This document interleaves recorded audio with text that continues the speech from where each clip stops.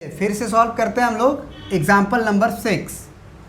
Solve 3x minus 4 divided by 2 greater than और equal to x plus 1 by 4 minus 1। फिर लिखा है कि सॉल्व करने के बाद आपको क्या करना है कि show the graph of solutions on number line. जो भी आपका x का वैल्यू आएगा, सॉल्यूशंस आएगा, उसको ग्राफ पे शो करिए। और ग्राफ कैसा बनाना है आपको? नंबर लाइन वाले ग्राफ पे शो करिए। तो नंबर लाइन आप जानते हो बनाने। तो चलिए सबसे पहले इसको सॉल्व करते हैं ज़रा।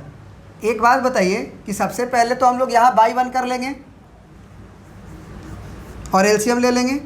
3x minus 4 divided by 2 greater than equal to x plus 1 divided by 4 minus 1 by 1।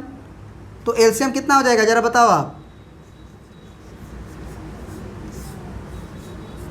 4 होगा। यहाँ से कितना हो जाएगा?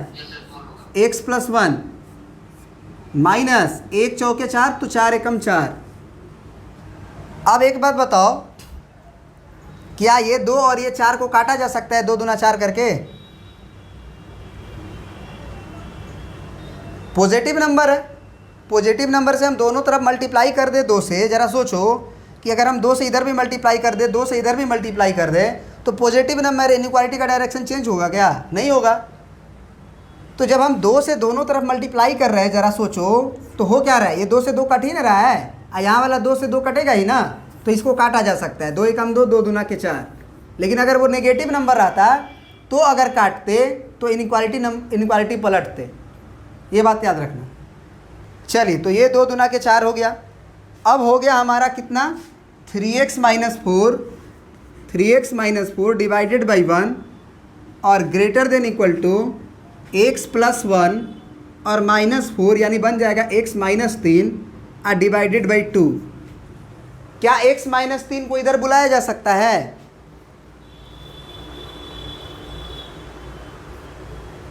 ना, x माइनस 3 को इधर नहीं बुलाया जा सकता है, क्योंकि x माइनस 3 का साइन नहीं पता है।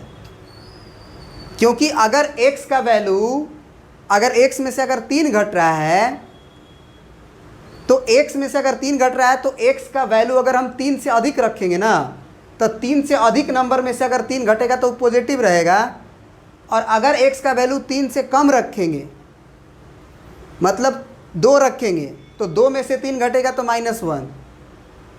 तो कभी भी अगर 3 से कुछ भी कम रखेंगे तो ये निगेटिव होगा, और 3 से अधिक रखेंगे तो ये पॉजिटिव होगा। मतलब this expression may be positive may be negative, तो इसको नहीं भेजा जा सकता है। हाँ, लेकिन इस 1 को उधर भेजा जा सकता है, इस 2 को इधर भेजा जा सकता है। 3x माइनस 4 को उधर नहीं भेजा जा सकता है, क्योंकि वो नेगेटिव भी हो रहा है, कुछ केस में पॉजिटिव भी हो रहा है।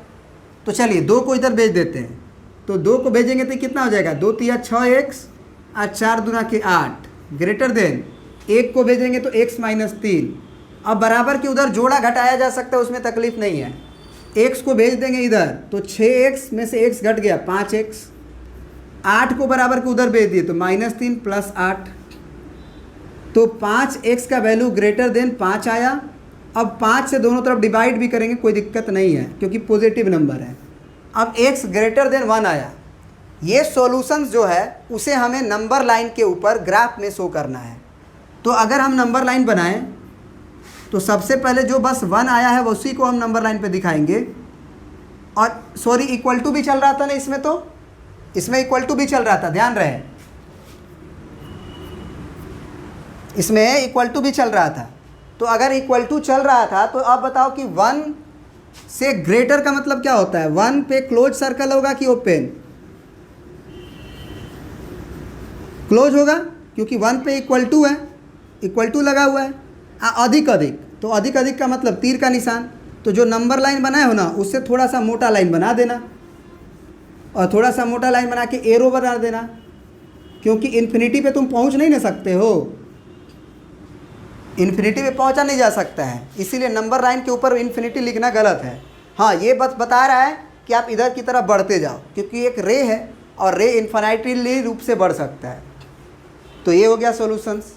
इंटरवल फॉर्म में अगर लिखना चाहो, जो कि बोला नहीं है, अगर लिखना चाहो तो 1 क्लोज से इन्फिनिटी ओपन तक होगा, क्योंकि इन्फिनिटी पे नहीं पहुंच सकते हो। 1 पे क्लोज है तो 1 पे रखेंगे। प्रिंट कर लीजिए इसको भी है।